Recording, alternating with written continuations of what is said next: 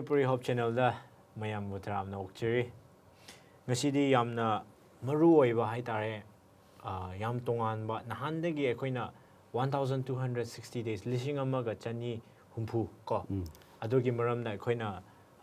nainari bado ngasidi yam kupna nainagani aduga masigi lesson sida nainagadabasi sakhi puba ani the two witness haiba revelation amasong Daniel da yamna khudam piduna ira thamba adogi maramdani ekoina nainagadabasi aduna ngasidi yamna kupna noina so yamna munna tabiyu aduga ekoi mayam phap taminasi aduga ngasi aiga phaminariba aigi brother omnari nangna hauba yanaba khoi damak prasna tawbiyo mayam prasna tawminase Sagam sung Prithibhi ko puno pusembiba ngam paisor na hapu ngam kholetan thagachri phajak khro nimit pbb damota hauje khoi sabha school 6 lesson haujak dawri na ki thawai singna loina bi asida khoina neidama matamda naki achumada khoina uba phangjagi hene nangda nijari nijabse jisu christai mingda nijabni saga tamla kapiyo amen amen Ekhoigi key text Isaiah chapter 40 verse 8 sidi irina leiri madudi taibongbangi lei u mayam asidi manghi gani adubu ishorgi wa asidi lomba naidana hingani lomba naina leptana leigani haibase ekhoina khangma ngami ekhoina previous lesson dige ekhoina parakpa matamda aduda ekhoina khangakpadi ishorgi wa asi Gidamak karmaina mi kaya shibi krabano haibase ekhoina khangre mi hatuna mi mai thaduna mi bu makok kaktuna haibadasu kiba ko haibadasu panghai haibadasu tanba ekhoigi wari kaya leiri aduda ekhoina naina minkhre naina minakhre aduna ngasidi ekhoina asida naina gadabasidi karmaina ekhoigi bible da asigi maramda thokani the great Dark Ages ko asigi maramda ekhoina karmaina si thorakpra kari matamdagi hobra haibase ekhoina khra nainagani maduda ekhoina the two witness sakhi puba ani asi kanano haibase ekhoina khangakani aduga masi Daniel da karmaina ira thami revelation da karmaina ira thami maduga si karmaina si kana oibano haibase ekhoina khangakani haibase khangminasi Sunday portion da ekhoina Revelation chapter 11 verse 3 to 6 pamina sira okay Revelation chapter 3 verse 11 verse 3 to 6 misida haiduna leiri ko aina pabige aina aigi sakhi anida pangal pigani aduga makhoina bora phi setuna numi lishing amaga chani humpu hai leiri asida magi sakhi ani ko sakhi ani da pangal pigani haina leiri aduga makhoina bora gi phi ingani hai setuna numit lishing amaga chani humpu wa takthokani makhoi asidi malemgi ishorgi mangda lepliba chorfol pambi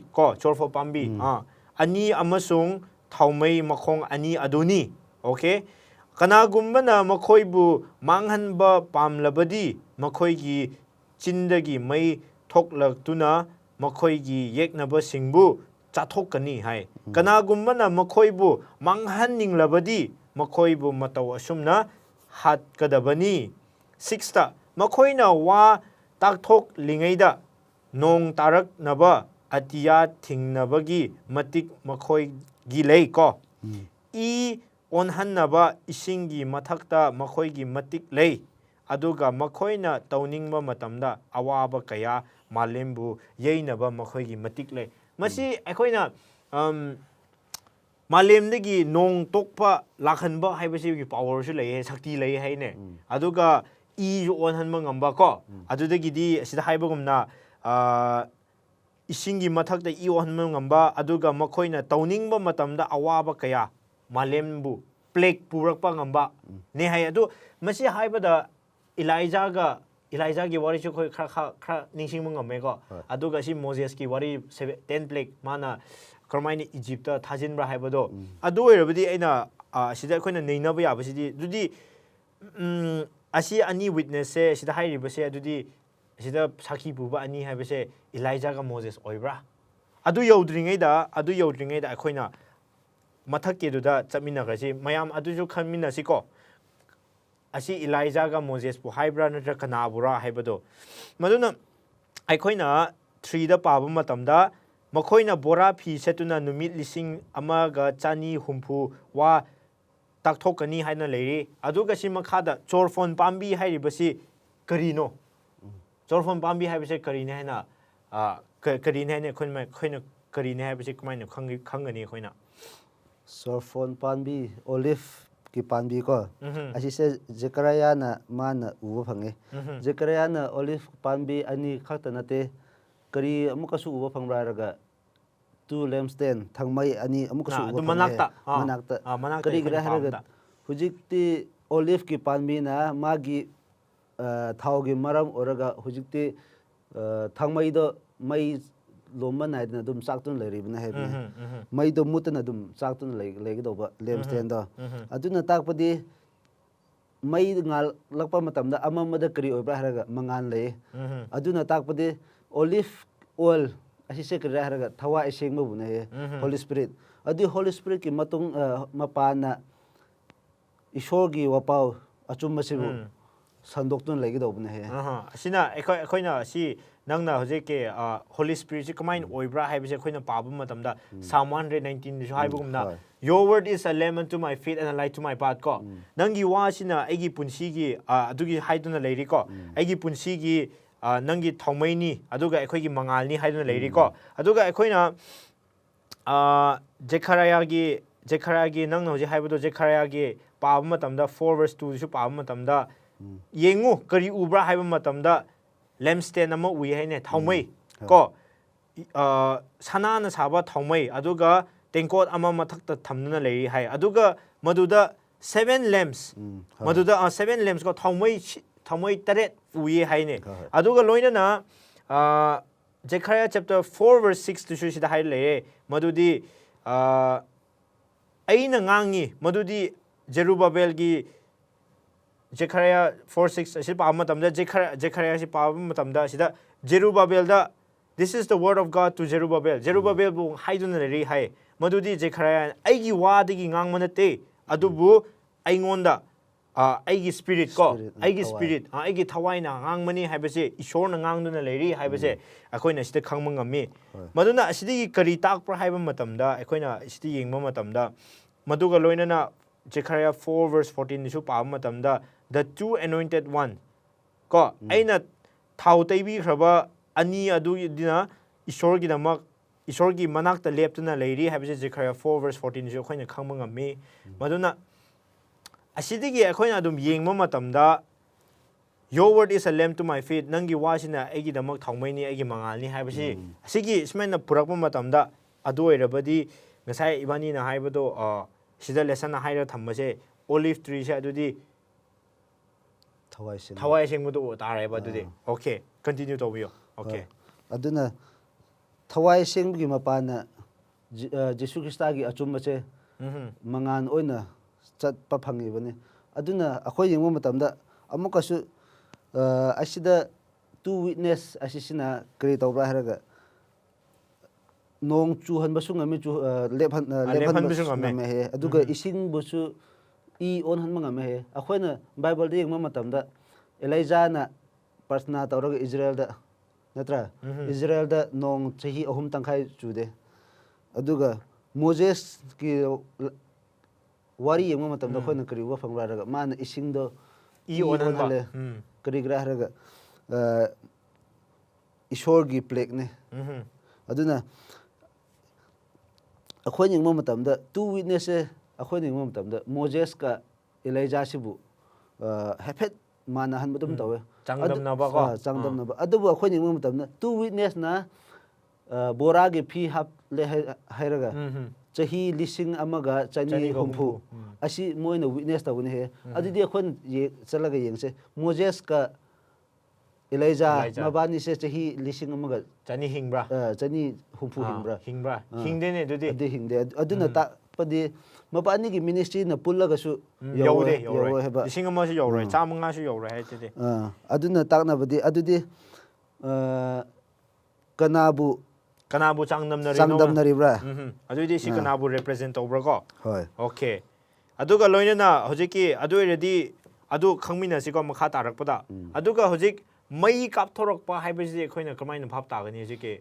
ꯃꯕꯥꯅꯤꯕꯨ ꯃꯥꯡꯅꯕ ꯍꯣꯠꯅꯒꯅꯤ ꯍꯥꯏꯔꯗꯤ ꯃꯩ ꯊꯣꯔꯛꯀꯅꯤ ꯍꯥꯏꯅꯦ ꯑꯗꯨꯗꯤ ꯁꯤ ꯀꯔꯤꯕꯨ ꯔꯤꯄ꯭ꯔꯖꯦꯟ ꯇꯧꯕ꯭ꯔꯥ ꯑꯁꯤ ꯏꯁꯣꯔꯒꯤ ꯑꯁꯥꯎꯕ ꯏꯁꯣꯔꯒꯤ ꯃꯦꯁꯦꯟꯖꯔ ꯄꯥꯎ ꯄꯨꯕ ꯃꯤꯁꯤꯡꯕꯨ ꯗꯤꯁꯇ꯭ꯔꯣꯏ ꯇꯧꯕ ꯇꯣꯔꯆꯔ ꯇꯧꯕ ꯑꯁꯤꯁꯦ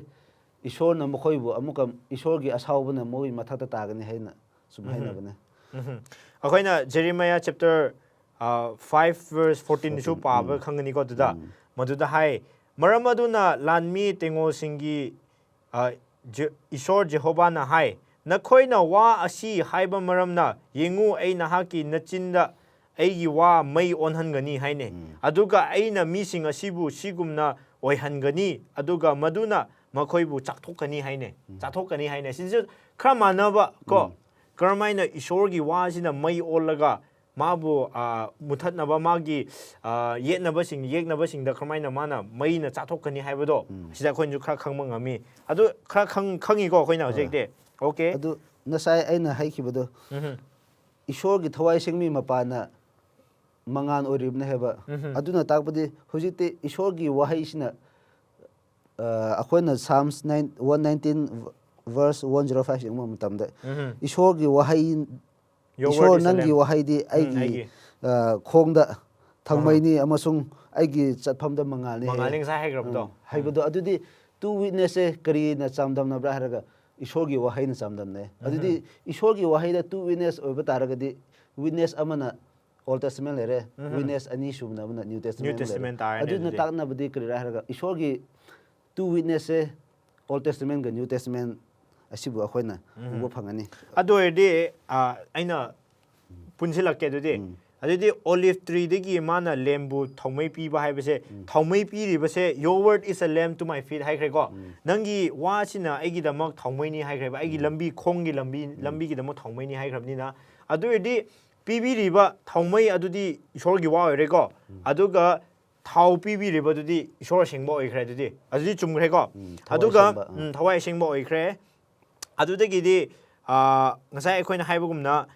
ꯃꯩ ꯊꯣꯛꯑꯒ ꯆꯥꯛꯑꯒ ꯇꯧꯕ ꯍꯥꯏꯕꯗꯨꯗꯤ ꯀꯃꯥꯏꯅ ꯍꯥꯏꯁꯤꯔꯗꯤ ꯑꯗꯨꯗꯤ ꯏꯁꯣꯔꯒꯤ ꯋꯥꯅ ꯀꯔꯝꯍꯥꯏꯅ ꯖꯦꯔꯦꯃꯥꯌꯥꯗ ꯍꯥꯏꯔꯒ ꯊꯝꯕꯗꯣ ꯑꯗꯨ ꯎꯠꯄꯤꯈ꯭ꯔꯦꯀꯣ ꯑꯗꯨꯗꯒꯤ ꯑꯣꯏꯈ꯭ꯔꯦ ꯑꯗꯨꯗꯒꯤꯗꯤ ꯑꯩꯈꯣꯏꯅ ꯌꯦꯡꯕꯗꯁꯨ 이라이자나 그러마이나 ꯃꯩ ꯇꯥꯍꯟꯕ꯭ꯔꯥ ꯁꯔꯒꯥꯗꯒꯤ ꯑꯗꯨꯒ ꯏꯁꯤꯡ ꯑꯃꯥꯏꯅ ꯂꯦꯞꯄ꯭ꯔꯥ ꯍꯥꯏꯕ ꯃꯇꯝꯗ ꯃꯥꯒꯤ ꯁꯛꯇꯤꯗꯤ ꯅꯠꯇꯦꯅꯦ ꯏꯁꯣꯔꯒꯤ ꯃꯄꯥꯟꯗꯒꯤꯅꯦ ꯑꯩꯈꯣꯏꯅ ꯈꯪꯉꯤꯁꯦꯀꯣ ꯑꯗꯨꯒ ꯂꯣꯏꯅꯅ ꯃꯣꯖꯦꯁꯅꯁꯨ ꯀꯔꯝꯍꯥꯏꯅ ꯏꯁꯤꯡꯗꯨ ꯑꯣꯟꯍꯟꯕ꯭ꯔꯥ ꯀꯣ ꯑꯗꯨꯒ ꯑꯋꯥꯕ ꯑꯅꯥꯕ ꯑꯗꯨ 이집트ꯗ ꯄꯨꯔꯛꯄ ꯉꯝꯕ꯭ꯔꯥ ꯍꯥꯏꯕꯁꯦ ꯏꯁꯣꯔꯒꯤ ꯃꯄꯥꯟꯗꯅꯦꯕ ꯑꯗꯨ ꯑꯣꯏꯔꯗꯤ ꯃꯁꯤ ꯑꯩꯈꯣꯏꯅ ꯀꯨꯞꯅ ꯌꯦꯡꯕ ꯃꯇꯝꯗ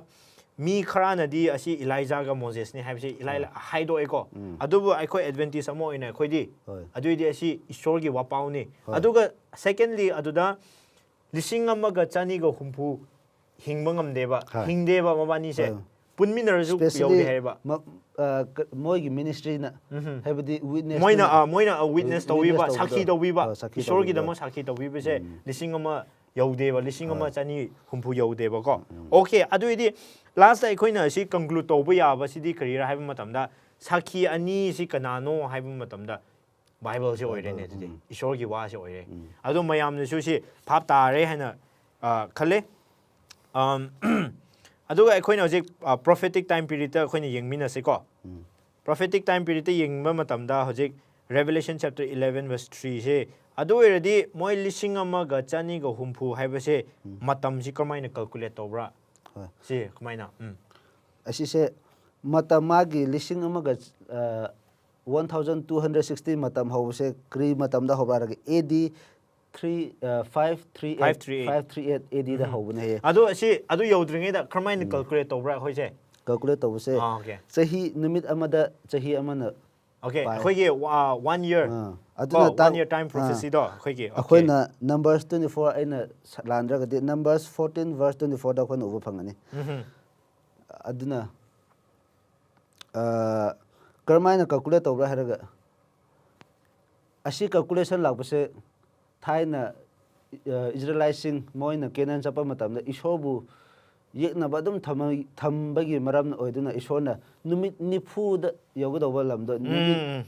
chahi nifuda Exactly. calculation to be moida lesson takpi ngagi oina 40 years pibi khibane Exactly. aduna magi haunabagi matamse akhoi hujisu hai 538 ta hobna he kari gi 538 ta hobra raga asi matamda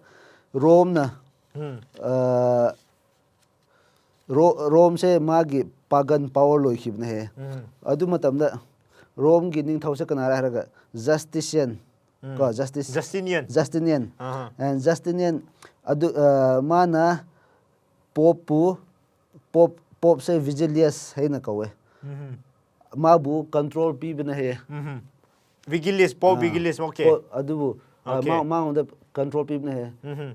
religious amasung church amasung government asi anima okay pulaga church na power pai khaba okay adu laktringai da aina nongona amuka kainoma hange adudi asi lising amaga chani go humpu je ekoina calculate tawu matamda adu takhre ko lising amaga chani go humpu takhre aduga si ekoina aduga mari leinaba si Daniel chapter 7 verse 25 ta sabam matamda ekoina Monday portion da ko Daniel chapter 7 verse 25 pa matamda asida asida su matam ga tangkhai haine tangkhai matam ko adudi asi matam tangkhai matam haira thammasi ga 1200 days kamaina relate oibra haibse kamaina khoina si phap ta gani hoi matam heba matam da asida mokhoina one moise matam ama heba matam da chahi ama haina loba okay chahi ama da 1365 akhoi gi dadi oye adubu moi matam dadi Hebrew matam dadi 360 na pabne okay adudi akhoi ni chatla yingma matam da 42 months amuka su haye 42 months adi 1260 yeah exactly si akhoi lakpa phange adudi si adudi akhoina calculation mai to gadi matam tangkhai haidi 360 days plus 180 days asi loina mak punsinda matamda akhoi si phangba ngami habese akhoina phap ta si ko okay aduda leire adudagi di okay nangna continue tawbiyo adudi akhoi gi hawrak pase kaidongai digi 1260 days hawrak pra haiba matamda AD 538 masida kramaina hawbra haraga nangna haibumna aduga history da akhoina yengmo matamda history di yengmo matamda masigi matam si kramaina hana Rome si ani leirame ko western eastern moigi empire ani leirame empire ani leiba matam sida eastern dudi Constantinople do oikhre aduga moigi Roman empire tongan khre ko aduga western dudi hojik city of Rome aduga hojiki ekhoigi hojiki hojik leiriba Vatican City oiriba hojik mapam ko France oiriba adu khoigi west European countries sigi mayada leirame aduga moisi ture hairene room moigi Western Roman Empire se tu ye haine karigi tu hai matamda corruption leibagi adudagi atoba mi singna invasion lakpagi hojiki Ostrogoths hairibo khoi khoini history chama matamda Gothic Empire khoi moi lakpa matamda moi se tubadagi Justinian Emperor sina mana phamje thadok tringai da church ta Pope Vigilius ta mana pra power pi graine okay pra power pi khrabane ba okay adu continue to biyo hoje 1260 se hobagi akhoi khangre hote loi bise kadam kadai loi bra haraga 1798 AD da loi ado si 538 ye khoina paba matamda 8 toba matamda 1260 days 8 toba matamda 1798 se paba phange ba okay adu se loi bne aduga asimanung da kri thokra ishor gi mi sing se persecution yam phangmane yes Dark Ages and Middle Ages and Sukang. Aduna Ashima Matamda, Ishogi mission Catholic rules, Natra Catholic Kogi against the Sabamatamda. Against Sapamatamda, Ishogi mission say Yamna. I coin a lesson number 2, 3, 4, 5. Is that coin a Nerakpodo? Combine history fathers, history fathers, Kogi, Hongdorok Poprakpa, Hodorokpa missing. ꯑꯩꯈꯣꯏꯒꯤ ꯏꯄꯥ ꯏꯄꯨꯁꯤꯡ ꯀꯃꯥꯏꯅ ꯍꯥꯠꯄꯤꯈꯤꯕ ꯍꯥꯏꯕꯗꯣ ꯑꯩꯈꯣꯏꯅ ꯑꯗꯨꯗ ꯅꯩꯅꯈ꯭ꯔꯦ okay ꯑꯗꯨꯗꯒꯤꯗꯤ 1798ꯁꯦ ꯀꯔꯝꯍꯥꯏꯅ ꯀꯔꯤꯒꯤ ꯌꯥꯝꯅ ꯁꯤꯒꯅꯤꯐꯤꯀꯦꯟ ꯑꯣꯏꯕ꯭ꯔꯥ ꯀꯔꯤꯒꯤ ꯌꯥꯝꯅ ꯃꯔꯨ ꯑꯣꯏꯕ꯭ꯔꯥ 1798ꯇ ꯑꯩꯈꯣꯏꯅ ꯌꯦꯡꯕ ꯃꯇꯝꯗ ꯅꯦꯄꯣꯂꯤꯌꯟꯅ ꯃꯥꯒꯤ ꯖꯦꯅꯔꯦꯜ ꯕꯥꯔꯇꯤꯌꯔ ꯑꯁꯤꯕꯨ ꯃꯥꯅ ꯑꯣꯔꯗꯔ ꯇꯧꯔꯦ ꯍꯥꯏꯔꯒ ꯔꯣꯝ ꯆꯠꯂꯒ ꯄꯣꯞ ꯄꯥꯏꯌꯁ 6 ꯑꯁꯤꯕꯨ ꯐꯥꯈꯤꯕꯅꯦ ꯑꯁꯤꯒꯤ 1260 ꯑꯁꯤ ꯆꯍꯤ ꯂꯣꯏꯔꯛꯄ ꯃꯇꯝꯗ ꯑꯗꯨꯗꯤ 1798ꯇ 1798 ADꯗ ꯑꯗꯨꯅ ꯇꯥꯛꯄꯗꯤ ꯑꯁꯤ ꯃꯇꯝꯗ ꯅꯦꯄꯣꯂꯤꯌꯟꯒꯤ ꯖꯦꯅꯔꯦꯜ ꯃꯥꯅ ꯄꯣꯞ ꯄꯥꯏꯌꯁ 6ꯁꯦ ꯐꯥꯈ꯭ꯔꯦ ꯑꯗꯨꯅ ꯑꯁꯤꯒꯤ ꯃꯥꯒꯤ ꯁꯤꯒꯅꯤꯐꯤꯀꯦꯟꯁꯦ ꯄꯣꯞ ꯄꯥꯏꯌꯁ 6 ꯄ꯭ꯔꯤꯖꯅꯔ ꯑꯣꯏꯅ ꯊꯝꯁꯦ ꯑꯁꯤꯗ ꯃꯥꯒꯤ ꯁꯤꯒꯅꯤꯐꯤꯀꯦꯟ ꯑꯁꯤꯅ ꯑꯩꯈꯣꯏꯅ ꯂꯧꯕ ꯐꯪꯒꯅꯤ ꯑꯣꯀꯦ ꯑꯣꯀꯦ ꯑꯗꯨ ꯑꯣꯏꯔꯗꯤ ꯍꯧꯖꯤꯛꯇꯤ ꯃꯥꯕꯨ 1260ꯗꯩ ꯁꯤ ꯂꯩꯔꯒ ꯐ꯭ꯔꯦꯟꯆ ꯔꯦꯚꯣꯂꯨꯁꯟ ꯑꯁꯤ ꯀꯔꯤꯒꯤ ꯊꯣꯛꯄ꯭ꯔꯥ ꯍꯥꯏꯕ ꯃꯇꯝꯗ ꯆꯔꯆꯁꯤꯡꯅꯁꯨ ꯍꯧꯖꯤꯛꯀꯤ ꯇꯦꯛꯁꯦꯁ ꯌꯥꯝꯅ ꯆꯥꯎꯅ ꯂꯧꯕ ꯇꯥꯏꯠ ꯌꯥꯝꯅ ꯆꯥꯎꯅ ꯂꯧꯕ ꯑꯗꯨꯒ ꯃꯣꯏꯒꯤ ꯇꯣꯉꯥꯟꯕꯀꯣ ꯀ꯭ꯂꯥꯁ ꯊꯝꯕ ꯑꯗꯨꯗꯒꯤ ꯃꯤꯅ ꯌꯥꯔꯛꯇꯕꯒꯤ ꯍꯧꯕꯅꯦꯁꯨ ꯍꯥꯏ ꯑꯩꯈꯣꯏꯅ ꯍꯤꯁꯇ꯭ꯔꯤ ꯄꯥꯕ ꯃꯇꯝꯗ ꯑꯗꯨꯗꯒꯤ ꯃꯣꯏꯅ ꯌꯥꯅꯤꯡꯗ꯭ꯔꯕꯅꯤꯅ ꯃꯣꯏꯅ ꯆꯔꯆꯇ ꯑꯦꯒꯦꯟꯁ ꯆꯠꯈ꯭ꯔꯦꯀꯣ ꯆꯔꯆꯇ ꯑꯦꯒꯦꯟꯁ ꯆꯠꯂꯒ ꯆꯔꯆꯁꯤꯕꯨ ꯅꯝꯊꯍꯜꯂꯒ ꯑꯗꯨꯗꯒꯤꯗꯤ ꯅꯝꯊꯍꯟꯕ ꯃꯇꯝꯗ ꯑꯦꯝꯄꯔꯔ ꯅꯦꯄꯣꯂꯤꯌꯟꯅ ꯃꯥꯅ ꯀꯟꯇ꯭ꯔꯣꯜꯗ ꯊꯝꯅꯕ ꯍꯥꯏꯅ ꯃꯥꯅ ꯄꯣꯞꯇꯨꯕꯨ ꯐꯥꯔ ꯊꯝꯈ꯭ꯔꯕꯅꯦꯕ ꯑꯣꯀꯦ ꯐꯥꯔ ꯊꯝꯈ꯭ꯔꯦꯀꯣ ꯑꯗꯨꯅ ꯑꯩꯈꯣꯏꯅ ꯍꯤꯁꯇ꯭ꯔꯤ ꯕꯥꯏꯕꯜꯗ ꯑꯣꯜꯔꯦꯗꯤ ꯄ꯭ꯔꯣꯐꯦꯁꯥꯏ ꯇꯧꯔ ꯊꯝꯕ ꯑꯗꯨꯒ ꯑꯩꯈꯣꯏꯅꯁꯨ ꯁꯨꯃꯥꯏꯅ ꯀꯔꯝꯍꯥꯏꯅ ꯑꯟꯐꯣꯜ ꯇꯧꯔꯛꯄ꯭ꯔꯥ ꯍꯥꯏꯕꯁꯦ ꯑꯩꯈꯣꯏꯅꯁꯨ ꯈꯪꯕ ꯉꯝꯃꯦꯀꯣ ꯑꯗꯨ ꯃꯔꯛ ꯊꯠꯅ ꯑꯩ ꯉꯁꯥꯏꯒꯤ ꯑꯩꯈꯣꯏꯅ ꯎꯕ ꯃꯇꯝꯗ 1970 ꯑꯁꯤꯁꯤꯗ 2 ꯋꯤꯠꯅꯦꯁꯁꯤꯅ ꯕꯣꯔꯥ ꯐꯤ ꯍꯥꯞꯇꯨꯅ ꯂꯩꯌꯦ ꯑꯣꯜ ꯇꯦꯁꯇꯃꯦꯟꯗ ꯑꯩꯈꯣꯏ ꯌꯦꯡꯕ ꯃꯇꯝꯗ ꯕꯣꯔꯥ ꯐꯤ ꯍꯥꯞꯄꯁꯦ ꯃꯤ ꯁꯤꯕ ꯃꯇꯝꯗꯅꯠꯇ꯭ꯔꯒ ꯑꯃꯁꯨꯡ ꯅꯨꯡꯉꯥꯏꯇꯕ ꯃꯇꯝꯗ ꯃꯤꯅ ꯃꯣꯏꯅ ꯍꯥꯞꯅꯕꯅꯦ ꯑꯣꯜ ꯇꯦꯁꯇꯃꯦꯟꯗ ꯑꯗꯨꯅ ꯑꯩꯈꯣꯏꯅ ꯎꯕ ꯃꯇꯝꯗ ꯃꯣꯏꯅ 1260 ꯑꯁꯤꯁꯦ ꯃꯣꯏꯅ ꯍꯥꯞꯇꯨꯅ ꯂꯥꯛꯑꯦ ꯕꯣꯔꯥꯒꯤ ꯐꯤꯁꯦ ꯑꯗꯨꯅ ꯇꯥꯛꯄꯗꯤ ꯁꯨꯃꯥꯏꯅ ꯑꯋꯥꯕꯁꯦ ꯈꯥꯡꯗꯨꯅ ꯂꯥꯛꯑꯦ ꯑꯗꯨꯅ ꯍꯧꯖꯤꯛꯇꯤ ꯑꯩꯈꯣꯏ ꯂꯥꯛꯄ ꯃꯇꯝꯗ ꯍꯧꯖꯤꯛꯇꯤ 2 ꯋꯤꯠꯅꯦꯁꯁꯦ ꯁꯤꯈ꯭ꯔꯦ ꯍꯦꯅꯦ ꯑꯗꯨꯅ ꯐ꯭ꯔꯦꯟꯆ ꯔꯤꯚꯣꯂꯨꯁꯟ ꯁꯤ ꯃꯇꯝꯗꯁꯨ ꯑꯁꯤ ꯃꯇꯝꯗꯅꯦ ꯍꯥꯏꯕ ꯀꯩꯅꯣ ꯁꯤꯕꯁꯦ 2 ꯋꯤꯠꯅꯦꯁ ꯁꯤꯕꯁꯦ ꯑꯁꯤ ꯀꯃꯥꯏꯅ ꯁꯤꯕ ꯑꯩꯅ ꯑꯗꯨꯗ ꯑꯦꯗ ꯈꯔ ꯇꯧꯕꯤꯒꯦ ꯃꯗꯨꯗꯤ ꯑꯁꯤꯗ ꯐ꯭ꯔꯦꯟꯆ ꯔꯦꯚꯣꯂꯨꯁꯟ ꯊꯣꯛꯄ ꯃꯇꯝꯁꯤꯗ ꯃꯤꯁꯤꯡꯁꯤꯅ ꯆꯔꯆꯁꯤꯕꯨ ꯏꯁꯣꯔꯕꯨ ꯄꯨꯔꯥ ꯃꯥꯡꯍꯜꯂꯒ ꯑꯦꯊꯤꯖꯝ ꯄꯨꯔꯛꯑꯦ ꯍꯥꯏꯅꯦ ꯂꯥꯏꯛ ꯏꯁꯣꯔꯕꯨ ꯊꯥꯖꯗꯕ ꯑꯗꯨꯒ ꯃꯣꯏꯅ ꯐꯦꯁꯇꯤꯚꯦꯜ ꯑꯣꯐ ꯔꯤꯖꯟ ꯍꯥꯏꯅ ꯄꯨꯔꯛꯑꯦꯀꯣ ꯃꯣꯏꯅ ꯐꯦꯁꯇꯤꯚꯦꯜ ꯑꯣꯐ ꯔꯤꯖꯟꯁꯤ ꯄꯨꯔꯛꯄ ꯃꯇꯝꯗ ꯑꯁꯤ ꯅꯕꯦꯝꯕꯔ ꯗꯦ 10 1793 ꯑꯗꯨꯗ ꯌꯥꯝꯅ ꯆꯥꯎꯅ ꯐꯣꯡꯗꯣꯛꯑꯦ ꯍꯥꯏꯅꯦ ꯃꯣꯏ ꯑꯗꯨꯒ ꯃꯣꯏꯅ ꯇꯦꯝꯄꯜꯁꯨ ꯁꯥꯒꯠꯂꯦ ꯍꯥꯏꯅꯦ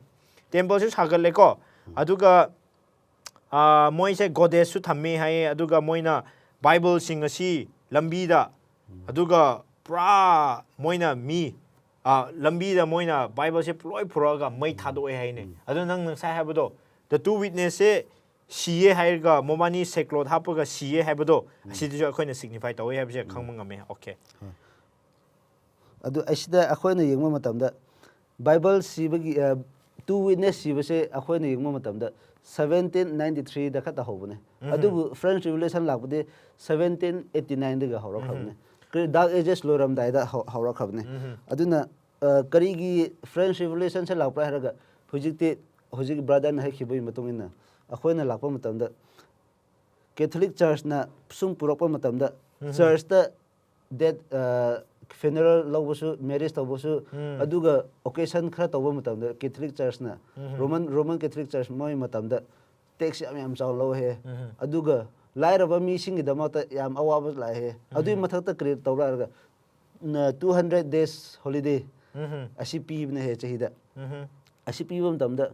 200 days ꯍꯣꯂꯤꯗꯦ ꯃꯅꯨꯡꯗ ꯀꯔꯤ ꯇꯧꯒꯗꯧꯕ꯭ꯔꯥ ꯍꯥꯏꯔꯒ ꯃꯤ ꯀꯅꯥꯁꯨ ꯊꯕꯛ ꯁꯨꯕ ꯌꯥꯔꯣꯏ ꯑꯗꯨꯅ ꯑꯁꯤ ꯃꯇꯝꯗ ꯂꯥꯏꯔꯕ ꯃꯤꯁꯤꯡꯁꯦ ꯑꯋꯥ ꯑꯅꯪ ꯌꯥꯝ ꯊꯦꯡꯅꯈꯤꯌꯦ ꯑꯗꯨꯒꯤ ꯃꯔꯝꯅ ꯍꯧꯖꯤꯛꯇꯤ ꯔꯤꯚꯣꯂꯨꯁꯟꯁꯦ ꯂꯥꯛꯈꯤꯕꯅꯦ 1789ꯗ ꯑꯗꯨ ꯅꯍꯥꯛ ꯂꯩꯔꯦ ꯍꯥꯏꯔꯒ ꯕꯥꯏꯕꯜꯁꯦ 2 ꯋꯤꯠꯅꯦꯁꯁꯦ ꯑꯃꯨꯛꯀ ꯑꯁꯤꯗ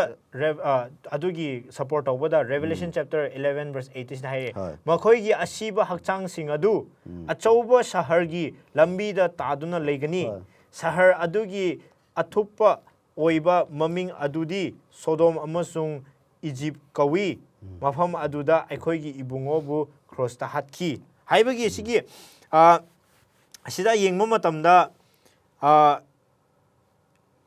ꯗ ꯇꯨ ꯋꯤꯠꯅꯦꯁꯁꯤ ꯃꯕꯥꯅꯤꯒꯤ ꯍꯛꯆꯥꯡ ꯀꯣ ꯃꯕꯥꯅꯤꯒꯤ ꯍꯛꯆꯥꯡꯁꯤ ꯁꯍꯔꯒꯤ ꯑꯆꯧꯕ ꯂꯝꯕꯤꯗꯨꯗ ꯂꯦꯞꯄ ꯊꯝꯃꯒ ꯑꯁꯤꯗ ꯁꯤꯕꯒꯤ ꯍꯛꯆꯥꯡꯗꯨ ꯐꯪꯉꯤ ꯍꯥꯏꯅꯦ ꯑꯗꯨ ꯁꯤꯗ ꯍꯥꯏꯕꯒꯨꯝꯅ ꯅꯪ ꯍꯥꯏꯕꯒꯨꯝꯅ ꯃꯗꯨꯗ ꯑꯩꯈꯣꯏꯒꯤ ꯐ꯭ꯔꯦꯟꯆ ꯔꯦꯚꯣꯂꯨꯁꯟꯁꯤ ꯍꯧꯗꯣꯔꯛꯄ 1793 ꯍꯧꯗꯣꯔꯛꯄ ꯃꯇꯝꯗ ꯑꯗꯨꯒ ꯌꯦꯡꯊꯕ ꯃꯇꯝꯗ ꯑꯩꯈꯣꯏꯅ ꯑꯁꯤꯒꯤ ꯔꯦꯚꯦꯂꯦꯁꯟ ꯆꯦꯞꯇꯔ 11 ꯚꯔꯁ 9 ꯄꯥꯊꯕꯗꯀꯣ ꯃꯤꯁꯤꯡꯒꯤ ꯃꯔꯛꯇꯒꯤ ꯁꯂꯥꯏꯁꯤꯡꯗꯒꯤ ꯂꯣꯟꯁꯤꯡꯗꯒꯤ ꯖꯥꯇꯤꯁꯤꯡꯗꯒꯤ ꯂꯥꯛꯄ ꯃꯤꯁꯤꯡꯅ ꯃꯈꯣꯏꯒꯤ ꯑꯁꯤꯕ ꯍꯛꯆꯥꯡꯁꯤꯡ ꯑꯗꯨ ꯅꯨꯃꯤꯠ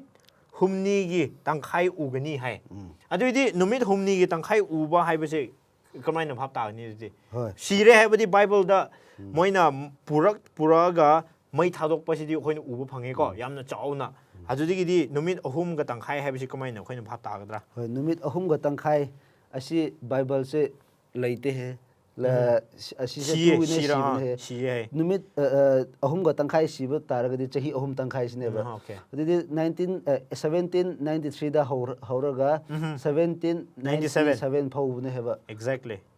바이블 번다운 떠러가 이쇼기 미싱부 바이블 파바 야드리세 시세 프렌치 리볼루션다 떠바 केनोने like थोदोक अमने इवेंटने थोदोकने असी मतमदा क्रि तौबारा बाइबलसे दोंकी गी मंगक्ता पुले हे अदुगा बाइबलसिबु याम थौइदबि याम तमचिन तौरे हेदुना सुमाइन तौरे हरगा ईश्वरगी वाहैसिबु मोइना चही अहुम तंखाइसे मी ईश्वरगी मिसिंगबु पाबा फंगनदबने हे मई थादोककुमा मईगुमा थादोकपिरगा तौबने हे exactly करी गिरा हरगा मरमदि रोमन कैथोलिक चर्च की थौदोक की मतोगिना ईश्वर सिबु क्रमन हैजरा ईश्वर सिबु असाउबा केन तौबा French revolution Cina okay असाउबा उत्पा okay aduna masi akhoni history ju pa phangani ko masi November 26 1793 di horaga June chapter June 1797 sibo thokpani hai madudagi di French government na moina power puraga asigi atheistic moigi festival of reason haiba moigi cult sijo muthat halle haine aduga akhona makhada padharakpa matamda Revelation chapter 11 verse 11 da aduga numit humni gi tangkhai gi matungda ishordagi hingbagi thawai adu makhoi gi nungda changki haine amasung makhoina makhongna lepkhatki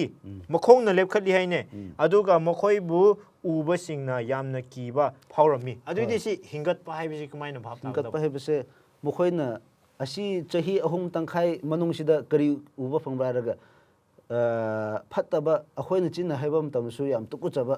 asima mayam mi hatpa khotpa immoralities mayam tawram he adum tawba matamda mi shu am si he adu tawba matamda hoiti moise asuma mina misi am thopigi maramna parliament pham he meeting tawba matamda si tawba matamda nupa ama lepkhalaga asi thoppa liba mayam se kari gra haraga ishor bu kiba leitabagi thopane he ishor bu kiba leitabi thopane aduna hojikti ishor bu kiba lengai da mata bible se paba permission pibane he okay hauba tare hena okay aduna adudigi su asi ishorgi wa se shiraga leibado numit humni ga tangkhai gi mathangda haugalai habado aduju khoi khangma ngami ko maduga loinana aikoina su masidagi 18th century ko asi loire 18th century loire 19th century la ani ko si 19th century lakpadadi aikoi gi Christianity se Christian oibase aikoi se rapidly aikoi sandokpa hore haine phasana aduna missionaries laiba for example India da oiro aduga amusung Manipur da oiro khoyong da lakpa William Carey khoi hariba moijo French Revolution loiraga masidagi ishor gi damak haina ko India du laaga mana Bible su yam translate tawraga PB base ishor gi wa hingat pa haibado aikoi insa adudigi su uba phange haibase khangma ngami okay adudigi aikoina Psalm 119 su khoina pawa matamda Psalm 119 su pawa phangba da aikoina yengba matamda kari haibra hairaga forever O Lord your word is settled in heaven ꯏꯁꯣꯔ ꯅꯪꯒꯤ ꯋꯥꯗꯤ ꯄꯨꯟꯁꯤ ꯆꯨꯞꯄ ꯂꯣꯝꯕ ꯅꯥꯏꯗꯅ ꯂꯩꯒꯅꯤ ꯂꯦꯞꯀꯅꯤ ꯍꯥꯏꯕꯁꯦ ꯁꯤꯗ ꯑꯩꯈꯣꯏꯗꯣ ꯁꯨꯃꯥꯏꯅ ꯁꯤꯒꯅꯤꯐꯥꯏ ꯇꯧꯗꯨꯅ ꯂꯩꯔꯤ ꯑꯗꯨꯅ ꯅꯣꯏꯅꯁꯨ ꯚꯥꯞ ꯇꯥꯔꯝꯃꯅꯤ ꯑꯁꯤ ꯗ ꯇꯨ ꯋꯤꯠꯅꯦꯁ ꯑꯅꯤꯁꯤ ꯀꯔꯤꯅꯣ ꯍꯥꯏꯕ ꯃꯇꯝꯗ ꯁꯤ ꯏꯁꯣꯔꯒꯤ ꯋꯥꯅꯤꯀꯣ ꯑꯗꯨꯒ ꯏꯁꯣꯔꯒꯤ ꯋꯥꯁꯦ ꯃꯨꯊꯠꯄ ꯉꯝꯗꯦ ꯍꯣꯏ ꯃꯨꯊꯠꯄ ꯉꯝꯗꯦ 1200 days ꯑꯁꯤꯒꯤ ꯄ꯭ꯔꯣꯐꯦꯁꯤꯗ ꯃꯤ ꯀꯌꯥ ꯁꯤꯈ꯭ꯔꯦ ꯏꯁꯣꯔꯒꯤ ꯋꯥꯁꯨ ꯀꯌꯥꯝ ꯃꯨꯊꯠꯅꯤꯡꯉꯥꯏ ꯇꯧꯋꯦ ꯑꯗꯨꯒ ꯐ꯭ꯔꯦꯟꯆ ꯔꯦꯚꯣꯂꯨꯁꯟꯁꯤꯗꯁꯨ ꯏꯁꯣꯔꯒꯤ ꯋꯥ ꯕꯥꯏꯕꯜꯁꯤ ꯀꯃꯥꯏꯅ ꯃꯨꯊꯠꯅꯕ ꯍꯣꯠꯅꯕ꯭ꯔꯥ ꯇꯧꯋꯦꯀꯣ ꯑꯗꯨꯕꯨ ꯃꯥꯗꯤ ꯋꯥꯁꯤꯗꯤ ꯃꯨꯊꯠꯄ ꯉꯝꯗꯦ ꯍꯥꯏꯕꯁꯤ ꯑꯩꯈꯣꯏꯅ ꯈꯪꯕ ꯉꯝꯃꯤ ꯑꯗꯨꯅ ꯑꯔꯣꯏꯕꯗ ꯅꯪꯅ ꯍꯥꯞꯅꯤꯡꯕ ꯂꯩꯕ꯭ꯔꯥ ꯍꯣꯏ ꯑꯁꯤꯗ ꯑꯩꯈꯣꯏꯅ ꯏꯁꯣꯔꯒꯤ ꯋꯥꯍꯩ